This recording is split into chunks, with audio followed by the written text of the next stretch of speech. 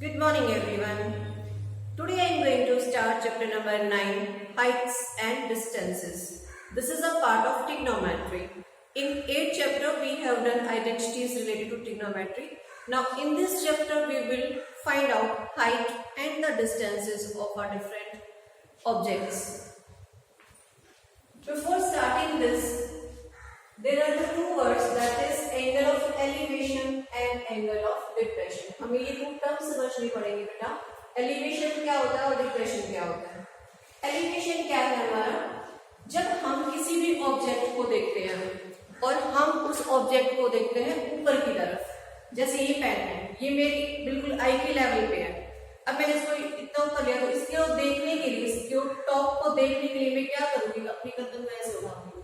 अब मैं इसको और ऊपर लेके जाती हूँ तो मुझे गर्दन और ऊपर उठानी पड़ेगी, और ऊपर लेके जाती हूँ तो और ऊपर उसको उठाना पड़ेगा.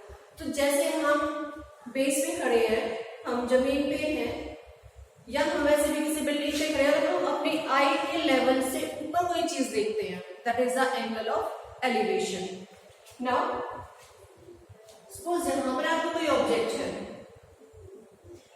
अब इस ऑब्जेक्ट को हमें देखना है और हम कहाँ हैं, यहाँ पर है. ये हमारी आई है.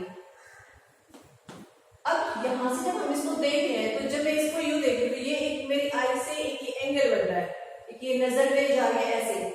So this line is called angle of site. इसको हम बोलेंगे एंगल ऑफ साइट. अब हमें एंगल बनाने के लिए एक बेस एंगल, बेस लाइन तो चाहिए, तो इसको हम ड्रॉ करेंगे हॉरिजॉन्टल लाइन. बिकॉज एंगल के लिए हमारे पास टू रे होनी चाहिए. वन रे तो हमारी आई ऑफ साइट से आ जाएगी, ठीक है. जो लाइन ऑफ साइट हमारी बनेगी, वन रे हमारी यहां से आ जाएगी. दूसरी रे हम लेंगे, that is our horizontal line, जहां पर बेस लाइन है, जहां पर हम खड़े हुए हैं. अब हमें इसकी नीड क्या होती है. देखो, जैसे अगर बहुत कोई ऊंची बिल्डिंग है, हमें उसको मेजर करना है. कोई माउंटेन है, कोई बिल्डिंग है. अब हम ये तो करेंगे नहीं कि उसके टॉप पे जाके वहां से मेजरिंग टेप लेंगे, नीचे डाल देंगे, उसको मेजर कर लेंगे. It's very difficult. So we will use trigonometry there to measure the height of different objects. अब suppose यहाँ पे आपके पास एक ये टावर है, this is a tower, और हमें इसकी हाइट मेजर करनी है. इतनी ऊंचाई पर हम नहीं जा सकते और नहीं तो हमारे पास मेजरिंग टेप है कि हम इसको मेजर करें. हम क्या करेंगे, हमें इसके फुट से, जो फुट है यहाँ से, ये हमारा बेस है, this is our base horizontal line जो है. यहाँ से हमने कुछ डिस्टेंस में खड़े होकर इसके टॉप को ऑब्जर्व किया. अब इसके टॉप का जो एंगल है इस लाइन से, वो बन रहा है हमारा 30 degree. This is a angle of elevation. इसके टॉप से कुछ, इसके फुट से कुछ डिस्टेंस पर हम खड़े, बिल्कुल यहाँ खड़े हो, हमें ऑब्जर्व, हमें नजर ही नहीं आएगा, तो हमें कुछ डिस्टेंस लेके जहां से हम इजीली उसको ऑब्जर्व कर पाए, वहां पर हम खड़े हुए, यहाँ पर हम खड़े हुए. ये हमारी आई है. अपनी हाइट को हम यहाँ पे निग्लेक्ट कर देंगे. वैसे तो मैं हॉरिजॉन्टल लाइन ली है और यहाँ पे मैं अपनी आई शो कर रही हूँ, तो जो मैं अपनी हाइट है उसको मैं निग्लेक्ट कर रही हूँ. यहाँ पे कुछ क्वेश्चंस में अगर वो ऑब्जेक्ट की हाइट देते हैं तो वहां पर हम मेजर करेंगे, अदरवाइज हम हाइट को निग्लेक्ट करेंगे, तो जो ऑब्जर्वर की हाइट है उसको. अब हमें ऑब्जर्व करना है इसको. ये हमारा बॉल है, टावर है जो है, दैट इज योर टावर. हमें इसको ऑब्जर्व करना है, तो हमने क्या किया, यहाँ से अपनी आई को, आई यहाँ पे हमारी आई है, यहाँ से हमने इसको देखा, तो ये हमारा एंगल बना 30 डिग्री. और हम इस स्टार के फुट से हम यहाँ पे खड़े हैं, इस 40 मीटर पे. 2 थिंग्स सफिशिएंट है, एक हमें लेंथ चाहिए और एक हमें एंगल चाहिए उसके लिए. अब हमें ये फाइंड आउट करना है. सो एंगल ऑफ, जब ये एंगल हमारा बनता है बेस से अपवर्ड डायरेक्शंस में, that is angle of elevation. अब हम इसकी हाइट कैसे फाइंड आउट करेंगे, देखिए. Let height of this tower is centimetre. अब हमें ये फाइंड आउट करना है, ये हमें पता है, तो हमें इन दोनों साइड्स की रेशियो लेनी है. अगर हमें ये लेना है तो इन दोनों की रेशियो ले लेंगे, अगर हमें ये लेना है तो इन दोनों की रेशियो ले लेंगे. जो हमें फाइंड आउट करना है वो लीजिए, और जो हमें गिवन है वो लीजिए. अब हमें ये पता है, ये हमारा परपेंडिकुलर है. हम किसी भी ऑब्जेक्ट को, ट्री है, पॉल है, माउंटेन है, हालांकि माउंटेन बिल्कुल स्ट्रेट नहीं होते, बट हम उसकी हाइट को मेजर करने के लिए एज्यूम करके चलेंगे कि दैट इज अ स्ट्रेट, कि वो एक परपेंडिकुलर हम उसको लेके चलेंगे, because trigonometry is applicable only and only on right angle triangle. So we will take this perpendicular, जो भी आपका ऑब्जेक्ट है. अब h/30, it's h/30 क्या मैं यूज किया, ये हमारा क्या है, क्योंकि हमने यहाँ पर बेस एंगल है तो ये हमारा बेस है. p/b perpendicular upon base. We know that p/b क्या होता है, that is a tangent. So that is equal to p/b, sorry, base हमारा 40, tangent 30 degree. Now you will find out value 40 को इधर मल्टीप्लाई करिए. We know that value of tangent 30 is equal to 1/√3. So value of height of this star is 40√3. अब हम root को denominator में नहीं रखते हैं, so we will rationalize it. So you will multiply it by √3/3 and 40√3 upon 3 meter. इसको आप simplify करेंगे, you can put a value of √3 1.73 ले लीजिए, टू डेसिमल सफिशिएंट है, upon 3 you will find out it, and in this way you can find out the value of this star. If this is not given, you will take this one. आप में से एक आपको sides मिलेगी, either perpendicular और base और hypotenuse. ठीक है, वन साइड आपको गिवन मिलेगी और आपको एंगल भी गिवन मिलेगा. अब यहाँ पर देखिए, जैसे जैसे आप अपने ऑब्जेक्ट की तरफ जाते जाएंगे, आपका एंगल ऑफ एलिवेशन इंक्रीज होता जाएगा. इस चीज को माइंड में रखना. Whenever you are going to near to your object, angle of elevations will be increased. देखिए, जैसे मेरी ये आर्म है, मैंने इसको लिया, अब मैं ऐसे जाते जा रही हूँ ऐसे, और ये जाके स्ट्रेट मेरा 90 हो जाता है. तो जैसे जैसे मैं इधर गई, ये एंगल मेरा यहाँ से मेरा एंगल इंक्रीज हो गया 60 डिग्री. फिर मैं थोड़ा सा और इसके क्लोज गई हूँ, फिर मेरा एंगल और इंक्रीज हो जाएगा 75.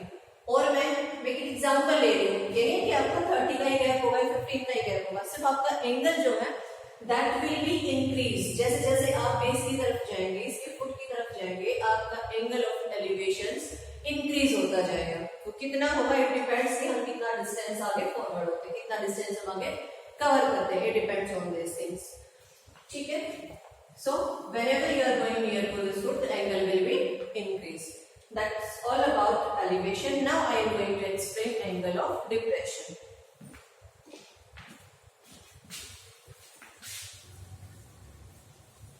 In angle of depression, so only one difference is that whenever we are going and whenever we are observing any object from upward directions to the downward, then it will be a angle of depression. Depressions क्या होता है, जैसे हम बोलते हैं वो तो बहुत depressions में है. सो आपको लर्न कैसे करेंगे, माइंड में कैसे रखना है. डिप्रेशन में हेल्थ क्या हो जाती है, डाउन हो जाते हैं. तो आपका डिप्रेशन क्या है, अपवर्ड से डाउनवर्ड.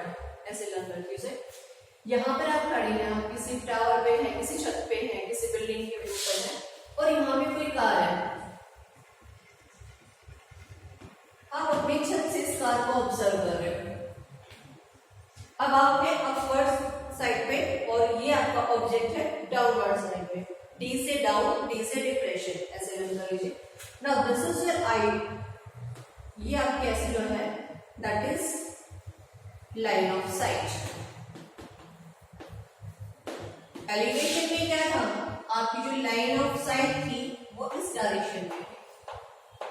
अब क्या है, आपकी इस डायरेक्शन में है, डाउनवर्ड डायरेक्शन में. This is angle of depression. अब इसके लिए हमें क्या चाहिए, क्योंकि हम यहाँ खड़े हैं तो हमने यहाँ पे ले लिया अपना एक बेस लाइन, ताकि हम इसको रे ले, ताकि हम एक एंगल फॉर्म कर पाए. यहाँ पे ये आपका लाइन ऑफ साइट है. So this is your angle of depression. This is your angle of depression. ये जो आपका है. अब हम इस लाइन के पैरेलल एक लाइन, क्योंकि ये हमारा बेस तो है, कहीं ना कहीं जमीन तो है ही हमारे पास. This is our base.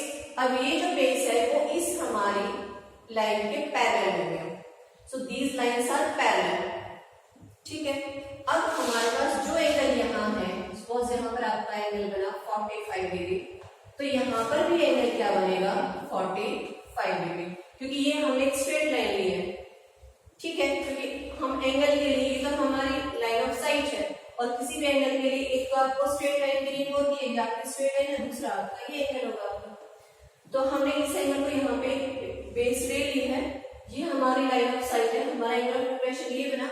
अब इस एंगल को हमने इसी लाइन के पैरेलल, ये हमारी बेस लाइन है, So these angles, we know that these angles are alternate interior angle.